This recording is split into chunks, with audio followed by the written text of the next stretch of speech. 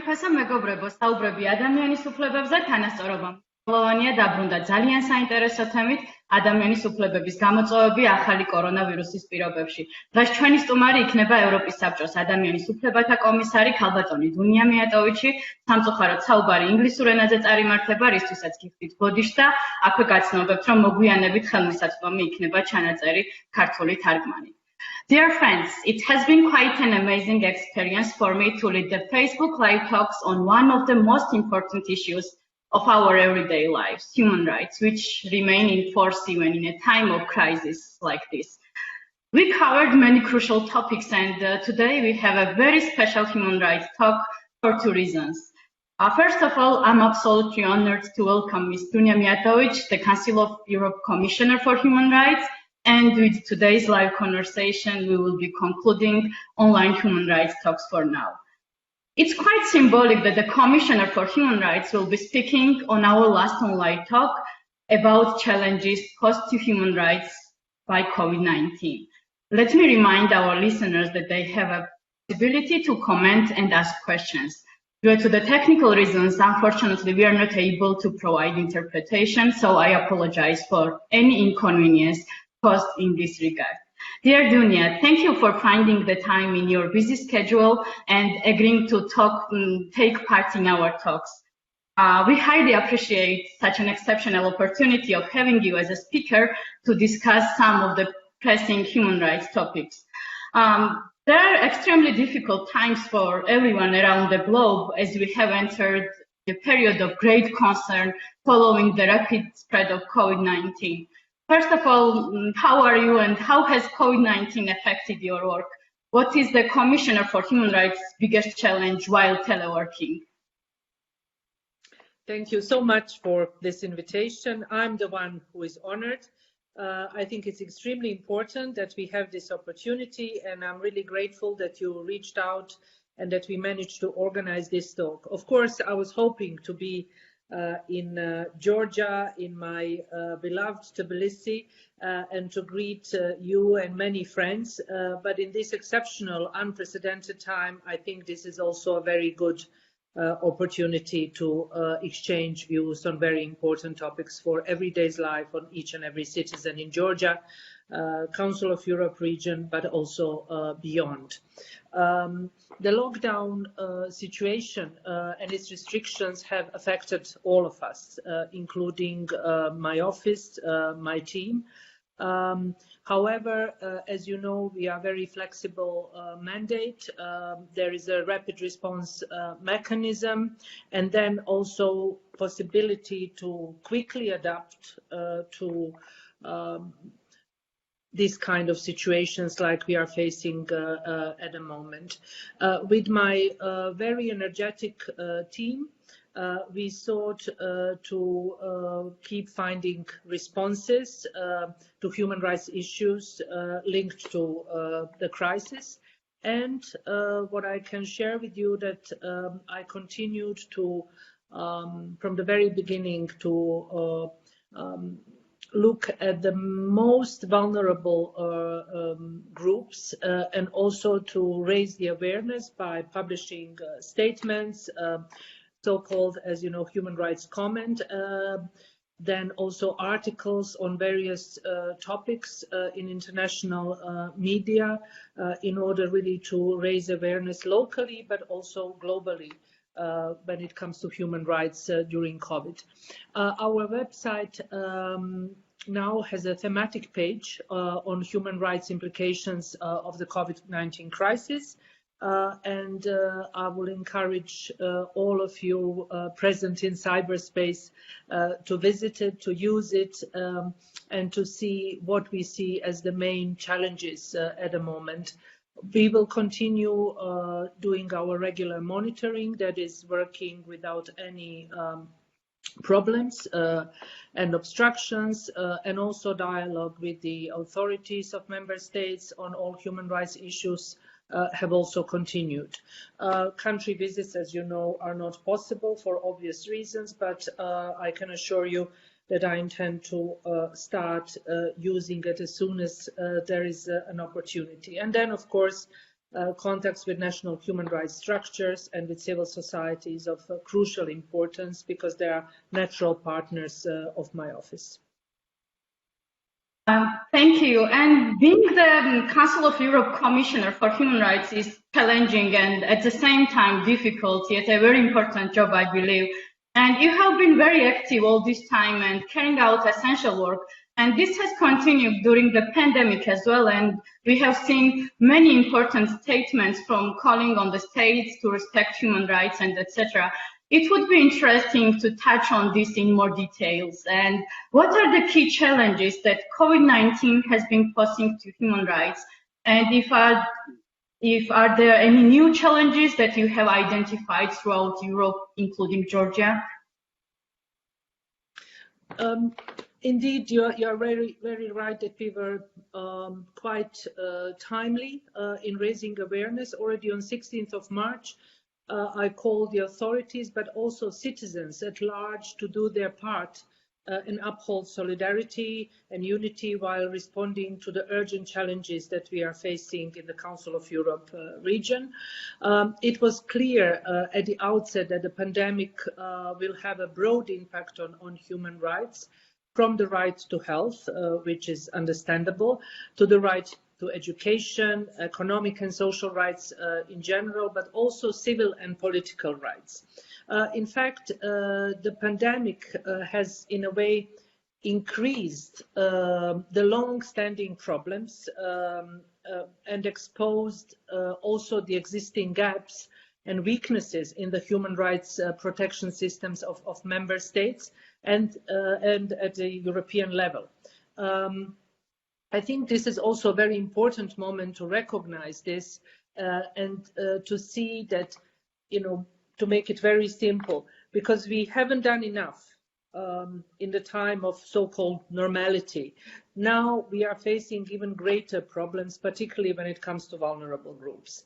And people whose rights were already largely neglected before the pandemic, such as people with disabilities that we tackled, also older people have been particularly hit by pandemic and the measures, or I would say lack of measures, taken in response to it. I can mention just a few issues briefly that have become very topical across member states.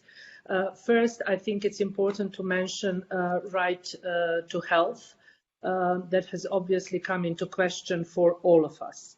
In April, we published a human rights comment in which I stressed the role of the universal and affordable health coverage in guaranteeing this right, and we also pointed out that the broader social rights approach is necessary to address entrenched health inequalities, for example, through the eradication of homelessness, that is a problem in many Council of Europe member states, and by addressing housing issues and access to employment that we see is already very high on the agenda, but also as a topic in media in many Council of Europe member states for obvious reasons. I think the health crisis, and this is also something that is very, I think, interesting for you because of your work, health crisis has also dependent the already existing gender inequalities. Earlier this month, I published a statement in which I stressed that the lockdown imposed in several member states has increased women's exposure to gender-based violence, in particular domestic and sexual violence, and at the same time it has also complicated access to sexual and reproductive health information, services, goods for women and girls, and focus on gender, on addressing women's gender-specific health needs is also needed in devising effective response in the area of health. And this will definitely stay very high on my agenda in the next period. Second, I would like to mention the issue of misinformation and disinformation circulating about COVID-19, some of which could cause panic, social unrest, or have other kind of harmful consequences. For example, racist, xenophobic allegations about members of national minorities or foreigners spreading the disease. And the question is, how far can the authorities go in countering such misinformation without violating freedom of expression? This is an issue, as you know, that I was very much dedicating time also before Commissioner for Human Rights for the Council of Europe, because of the many problems. At the same time, problems of disinformation, but then, of course, problem of governments not really following human rights obligations, particularly when it comes to access to information and freedom of expression. I believe that the best way to do this is to respond with correct and reliable information, which should be available and accessible to the media and to the public. And here, I think it's important to mention the role of public service broadcasting and the fact that in many Council of Europe member states, governments, society failed to ensure that there is effective, independent, reliable, professional public service broadcasting. And we are now paying the price during pandemic, because we are turning the attention towards problem with disinformation more than actually seeing what is public service broadcasting going to offer to the citizens in order to really have this public service that is so important for every society. Surely there is a legitimate need to combat dangerous misinformation. We should also be very realistic. However, as I mentioned in a statement published in early April, any measures taken in this respect should be necessary, proportionate, and subject to regular oversight, including by Parliament and national human rights institutions, where the role of national human rights institutions should be really, this is also a time where governments should realize how important it is to have independent, effective, also financially independent national human rights institutions, ombudsman offices, because this is the place citizens can really rely on, but also this is important for the governments to show that they are accountable, transparent, and they are really serving the citizens. Just one more angle that I think is important, that the government should never prevent journalists from carrying out their work or lead to content being unduly blocked on the internet. And just briefly, a third issue which has become topical in several member states is data protection, risks posed by the use of digital devices to help enforce quarantine orders, track the progressions of infection, or inform people about their possible exposure to infected individuals. I recently published an opinion editorial in which I cautioned against these risks, which should be taken into consideration. But I think what is also important to mention here is what we are facing in the Council of Europe member states is the problem of digital divide, and really not doing enough in order to bridge digital divide, in order for all parts of the countries, of the states, having telecommunications available to all citizens. And this is actually showing that much more needs to be done in order to provide access to internet to population, particularly in the rural areas. Absolutely, and access to information is also very problematic in Georgia, especially for persons with disabilities, which face a lot of problems in our context. And as our talks are about human rights with a special focus on equality, as these talks take place within the campaign I Choose Equality, I would like to ask you about the equality and human rights situation of the vulnerable groups who have been faced with challenges as they need special support during the pandemic. And you've mentioned some groups, elderly people, persons with disabilities. And what are your observations on the issue, and what are the main tendencies and challenges throughout Europe, including Georgia, in this field? So what I can mention really is, when it comes to vulnerable groups, the first group that I actually focused on at the very beginning of pandemic confinement and the lockdown was related to rights of older persons for obvious reasons. We saw in too many member states that this is a population that is the most vulnerable, not just because of their age, but because of virus that is really affecting older population more than other groups, according to the latest scientific information that we have. But I think, that the pandemic has caused numerous deaths among them, and confinement measures still have a strong impact on their social lives and mental health. My recommendation to member states is to urgently provide more support to older persons and also foresee the implementation of overdue social care reforms once the pandemic is under control, which move away from large institutional settings, which I think is also important for Georgia, for long-term care and favor individualized support and full inclusion in the community. Of course, this is not easily said than implemented, but at the same time, I think it's extremely important. I have also been very concerned by the situation of persons with disabilities, which you mentioned, who have specific support needs in this period or in any period, I would say.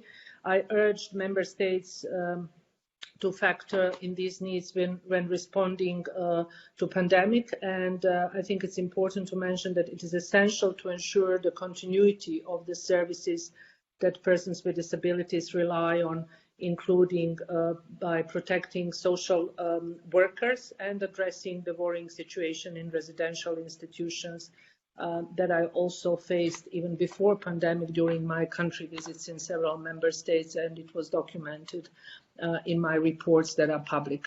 I also called on all member states to review the situation of rejected asylum seekers and irregular migrants in immigration detention and to release them to the maximum extent possible. Releases have already happened, and I welcomed it in several member states, and it is important to continue to follow this trend. Similar concerns are also related to the prisoners and detainees, and I called on member states to safeguard their health during pandemic, which I find also of a great importance. And then, of course, Roma and travelers. On 7th of April, just ahead of the International Roma Day, I called on governments to implement crisis plan to ensure that Roma travelers benefit from the same level of information as others, particularly when it comes to basic sanitation, first and foremost clean water, that is a problem in many Council of Europe member states, and economic support in order to cope with the pandemic. Finally, I will publish today a joint statement with the UN independent expert on sexual orientation and gender identity and other human rights experts, alerting to the specific impact of COVID-19 on LGBTI people. They face increased levels of domestic violence, homelessness, poverty, and of course harassment risk in the context of curfews and restrictions of movement.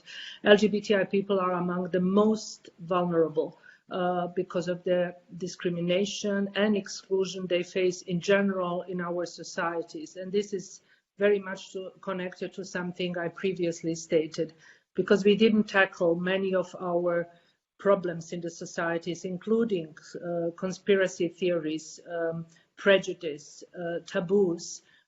We are facing even greater problems, and affecting vulnerable groups is affecting all of us, each and every one of us. So when we talk about vulnerable, marginalized groups and how much we need to do in order to make sure that they get their rights respected in a better and proper way, we should be thinking of all of us. The way we treat those groups is also marking the path for the future of respect of human rights in Europe. Absolutely, I totally agree. Dear Dunya, as you mentioned, pandemic has demonstrated that the work of the nation institutions has been very important and relevant in not only monitoring or promoting the human rights, but also identifying the existing problems, recommending the governments on human rights standards, and at the same time providing the public with the key information on the human rights during the pandemic, as we are doing in Georgia. And how do you see the role of NHRIs during the pandemic as your counterparts at the national level? And if there is any recommendations you might have for NHRIs or ombuds institutions, and while talking about challenges and difficulties, if there are any best practices that could be promoted among human rights institutions, you can share any. Thank you. Indeed. Thank you for this question and for giving me the opportunity to express a word of gratitude for national human rights institutions, ombudsman institutions and quality bodies, as well as their networks, which have stepped up to their efforts to protect human rights during the pandemic in a variety of ways. I do not say this out of courtesy or just because we have this conversation. This is my very strong and firm view when it comes to my work, but also my message to the governments, including Georgian government. I think, preserving the independence, strengthening human rights structures, including Ombudsman's Office, quality bodies, national human rights institutions and their network, is of crucial importance for democracy.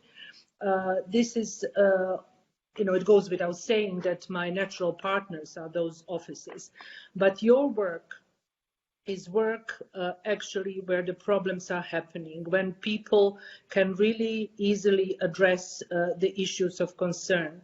Of course, they write to me, but it is a long way. There are 47 member states, and of course I cannot look at individual cases. So for me, it has been truly inspiring to witness how national human rights structures have adapted their working methodologies and reshuffled their priorities in order to bring human rights considerations to light in the context of national responses to COVID-19. Across all member states of the Council of Europe, national human rights structures have taken dozens of initiatives to address the pandemic. You did this, and I followed closely, even though it's difficult to follow everything that all of you are doing, but then also because of strong connections, trust, professional coordination and cooperation with my team, we are getting the most factual, important information. And then, for the mandate of the Commissioner, it is even easier to tackle the issues of concern and to really focus on something that is important for the citizens of all Council of Europe member states. It is also related to how quickly you can handle citizens' complaints, then, the work of the hotlines, special web pages, publishing information about human rights, but also listening to the people, sometimes listening and really making sure that you are approachable, accessible, and that you really genuinely do care about the problems, even sometimes not being able, maybe too often not being able to solve everybody's problems. It plays a role, particularly in times of crisis, in times of pandemic that we are facing now. We have to show our humanity, our solidarity, and the work of the institutions, like your institution and many other courageous and important institutions, including NGOs, of course, plays a role in order to make our life easier in this difficult time. National human rights structures continued to have intense exchanges with my office, and I encourage them all the time to continue. But I think this is already so well established also by my great predecessors, and this is something that I intend to keep and only to enhance if possible.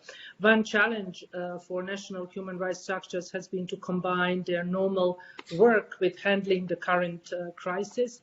This can create capacity issues. I welcome the flexibility shown by national human rights structures in this regard. Another challenge has been the urgency with which some of the measures have been taken by national authorities, allowing less time for consultation. I find it particularly important that national human rights institutions show increased vigilance with regards to emergency and exceptional powers legislations and their possible impact on human rights. And also they have a key role to play in acting as a bridge between civil society and the authorities. This is particularly important at a moment when the perspective of those most vulnerable is even less visible than usual.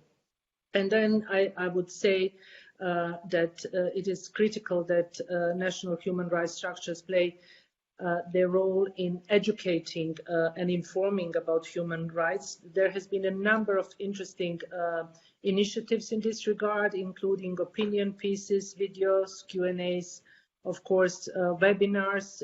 I attended one yesterday, particularly related to privacy issues and the use of applications to track COVID-19.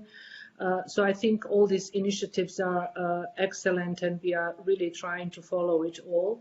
For my part, I will continue to urge the governments and member states to consult and to implement the recommendations of their national human rights structures and to ensure they have the necessary means to do their work. So this will really, this is already, I would say, my priority. But now, after this pandemic, and when we start really entering a new, more easy phase of this unprecedented time, I will put even more focus on the work of national human rights structures in member states, ombudsman offices, and try to also give you more strength in performing this extremely important job for citizens of member states. Thank you very much. And we have some questions from our listeners. And the first question is about the role of the parliament in this period. And author of this question is asking about your opinion. What can be the role of the parliament in a crisis like this? And what can national parliaments do in order to protect human rights? And also the person is mentioning that in Georgia, in an existing situation in Georgia, the role of the parliament has been a bit lost and it doesn't function properly. So what can be your advice and your opinion about the role of the parliament in a crisis? Of course, that the role of the parliament is extremely important at any time. They are more accessible, and they should be more accessible and more present also in their communication with citizens than the governments, I would say. At the same time, I think it's important their role in order to ensure safeguards, particularly because we see in many member states that there are emergency measures and decrees. There is an importance of really following how those measures are affecting human rights. Are they introduced really in order to make people more safe, to ensure that access to health and all these other measures that many governments took in the past 2 months are something done, I would say, in good faith.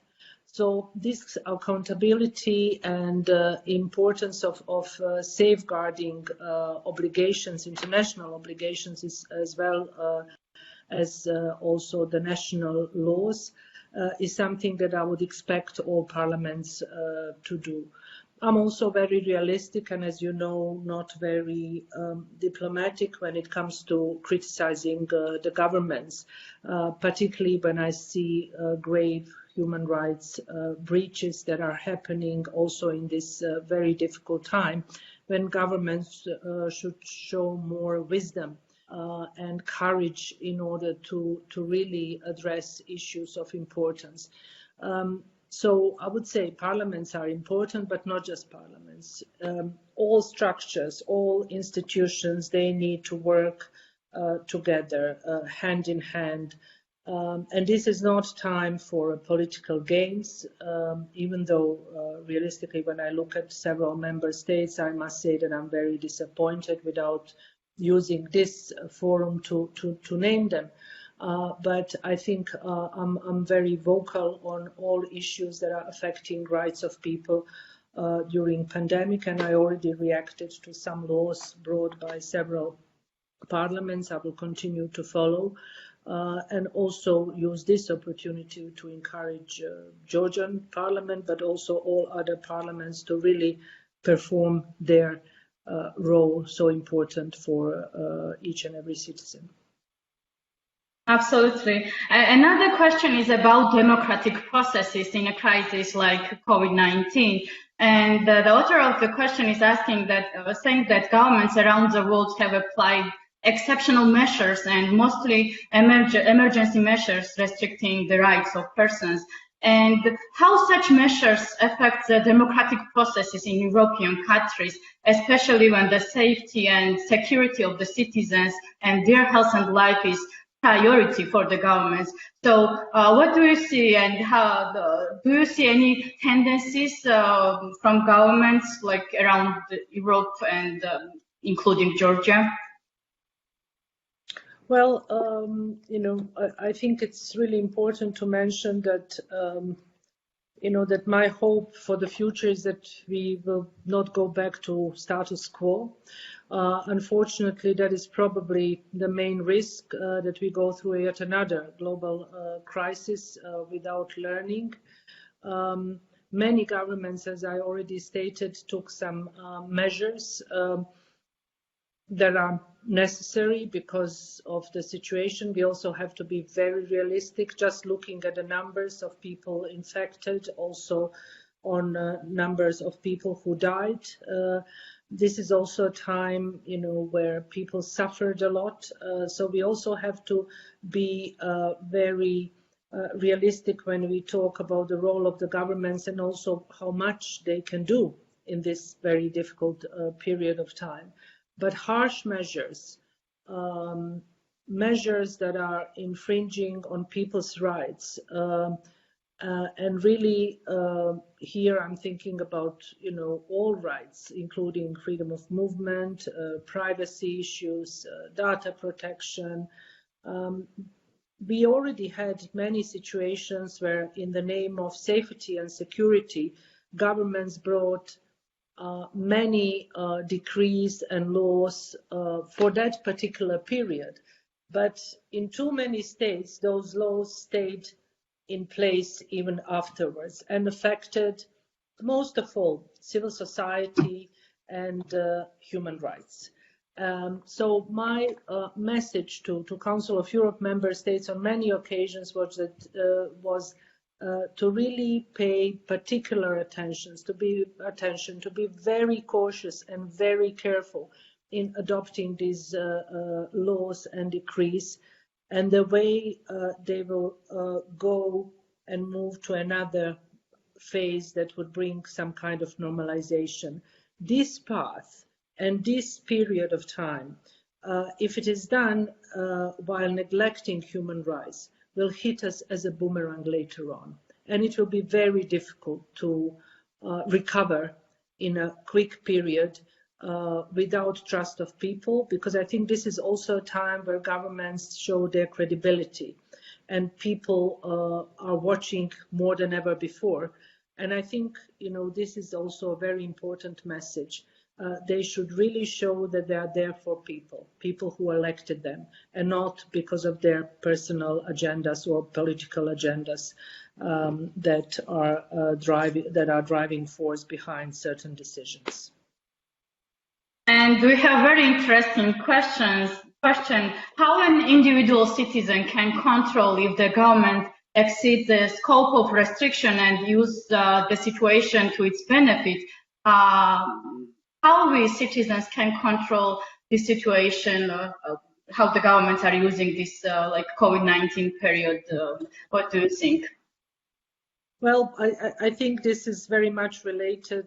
It is a question for each and every one of us, no matter what we do.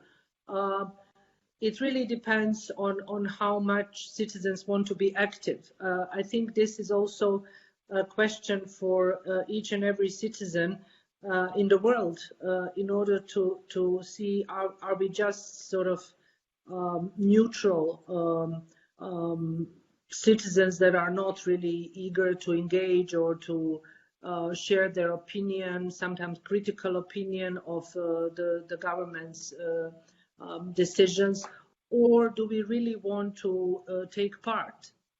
We take part during the elections, but then after the elections, do we follow? Do we make sure that those decisions are in line what the political parties promised? Of course, this is also a matter of individual decision if somebody wants to be active or not.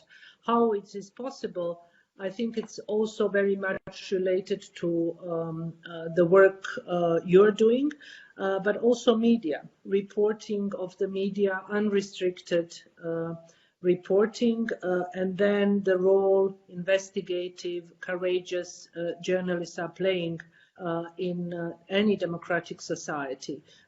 We can see that during pandemic, there were so many stories in many member states, including my own, Bosnia and Herzegovina, that were revealed, stories about corruption and crime and wrongdoings by the powerful.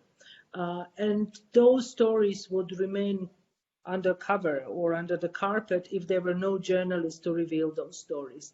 So this is also important that citizens support free journalism, critical journalism, and of course governments. It goes without saying. So it is really up to each and every one of us to decide how we can be more active and follow what is happening in our societies. I think pandemic is also telling us that we need to do much more than we did previously. Yes, of course, it is a role of each and every citizen to report, at least to apply to the public defender or ombuds institution and to inform them about human rights violation during the pandemic period. Another question is about the rise of hate speech in terms of COVID-19 towards ethnic or language minorities or LGBTI people, and what you can recommend in this regard, how we can act and how we can prevent or react on hate speech cases.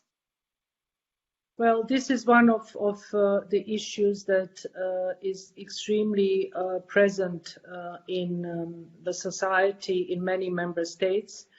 I think it is important also to make sure that people or the groups that are targeted constantly are really taken care of in a proper way by the governments and citizens. I'm very much aware about the issues related to LGBTI in Georgia and the way the society is treating these groups. And I think it's quite worrying.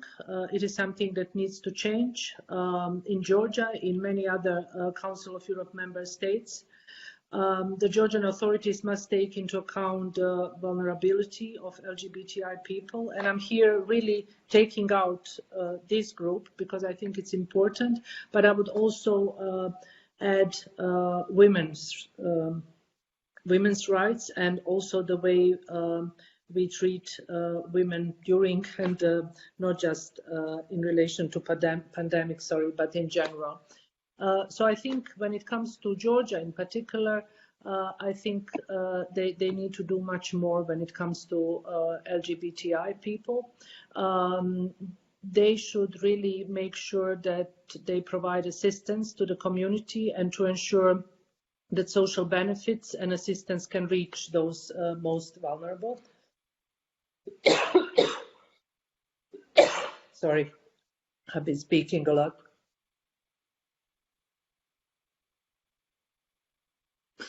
So I would say that the COVID-19 is acting as a magnifying glass of the difficulties usually faced by the LGBTI community.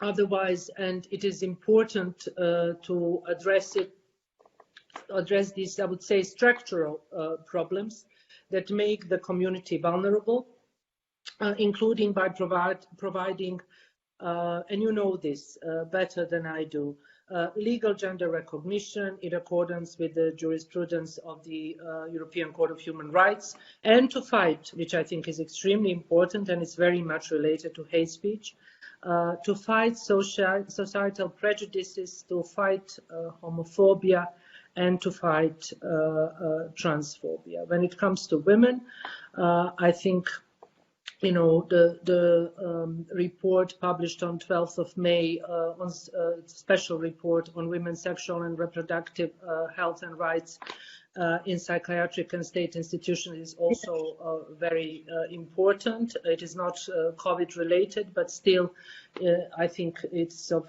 great importance. And I know that you also work a lot on labor's rights, which you know, is also very much relevant to the time of COVID, but also in any other time. Yes, absolutely. And these rights became more vulnerable during the COVID-19 time in Georgia. We have a lot of cases in this field, it's like on labor rights or hate speech or domestic violence cases and the violence cases against LGBTI community. So it became more crucial during this pandemic period in Georgia. Another interesting question is about your position regarding the commandant's hour. And does it oppose the idea of freedom of choice? Author of this question is asking. Well, on this, I really didn't engage. So at this moment, I don't think I would be, you know, because there were so many issues related to many burning issues in Council of Europe member states. That this is something that I really did not engage, and at this stage, I would not comment on this. Yes, thank you. And in the light of what we have discussed, what will be your recommendations to the government and specifically to the Georgian government? Well, to listen to the citizens, to be very active in making sure that they sense the pulse of everything that is happening in the society, to recognize this as the major issues that should be tackled immediately, but also long-term, and to work with institutions that they have at their disposal, including your office and many other structures that I know Georgia established, not to mention the work of international organizations, including Council of Europe. Georgia is just finishing a very successful presidency of the Council of Europe. That's why at the beginning I said I'm really sorry for not being able to visit Tbilisi, that I like very much. And they tackled already during the presidency many issues that will remain very interesting, but also very important in the coming period, not just for Georgia, but also for all Council of Europe member states. They brought to the attention the issue of the environment and the importance of the environment for the well-being of each and every society. So I think it was quite an important, extremely important decision to start the discussion on this within the Council of Europe. And unfortunately, this COVID-19 proved once again to have very important link with the environment and how are we going to tackle these issues in the future in order to make sure that we respect also the nature. As we are limited in time, I will take last question from our audience. The question is about occupied territories and human rights during the pandemic. And what do you think how the government of Georgia can protect citizens in that regions, in occupied territories? And if Council of Europe can support this process, person is asking this. Well, those territories are unfortunately occupied territories are present in too many Council of Europe member states. It is a huge challenge for my mandate, for me as a Commissioner for Human Rights. I have a very strong opinion on this, and I think I'm Commissioner for Human Rights for each and every person, no matter where that person is located.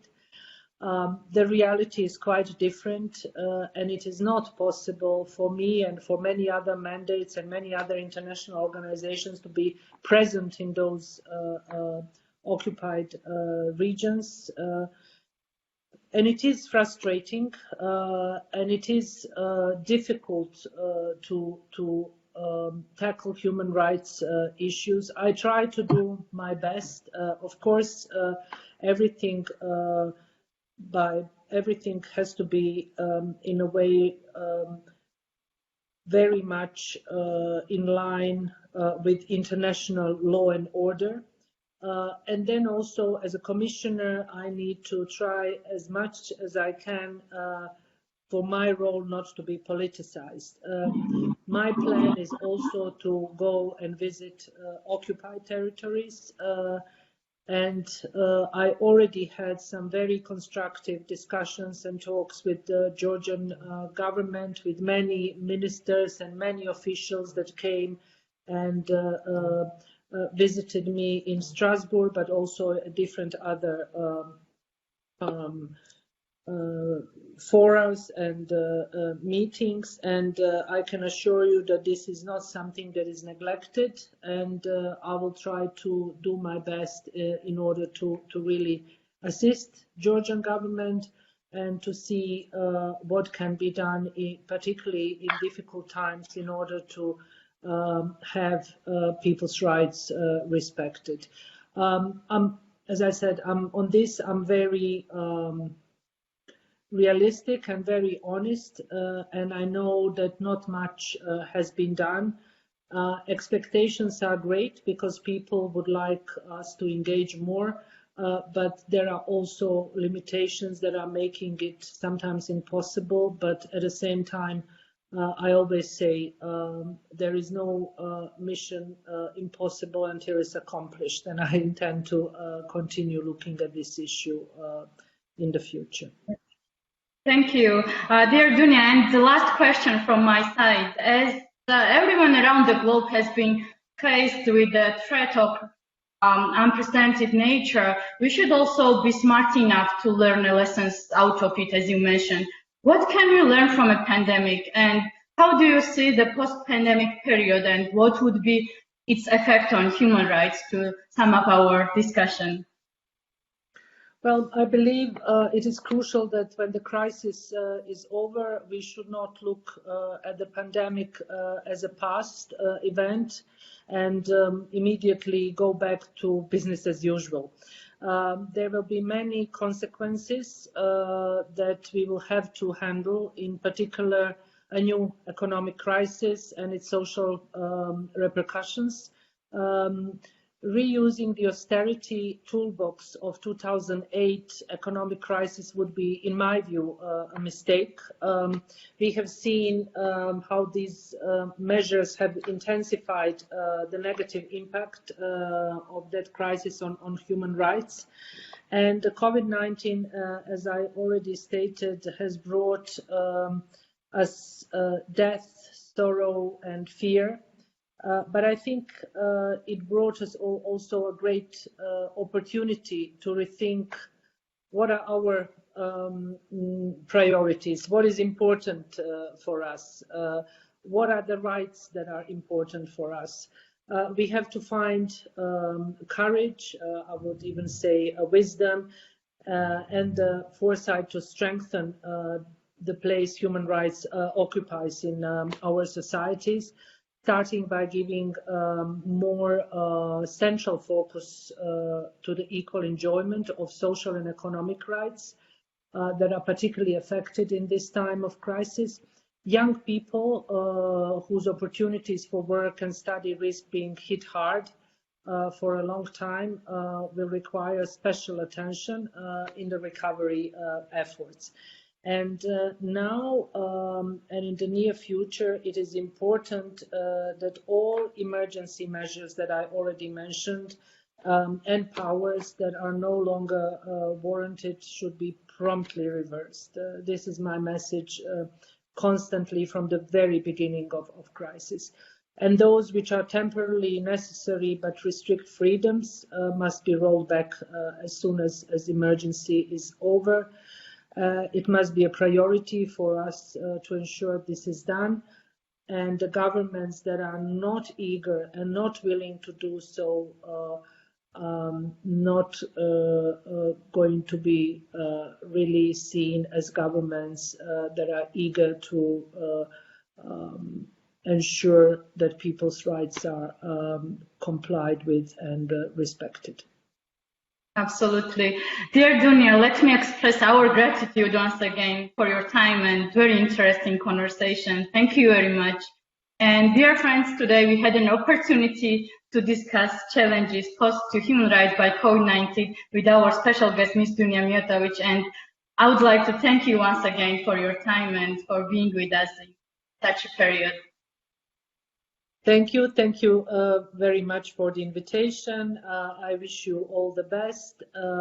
Many warm greetings to all participants, but also to many friends in Georgia. Stay safe, and I hope we will meet soon, but this time in person and not in cyberspace. Thank you. Thank you, and dear friends, talks was organized by and Public Defender of Georgia in the framework of the campaign I Choose Equality. Thank you very much and wish you health. ძალიან დიდი მადლობა ყველას ყურადღებისთვის. გემშვიდობებით.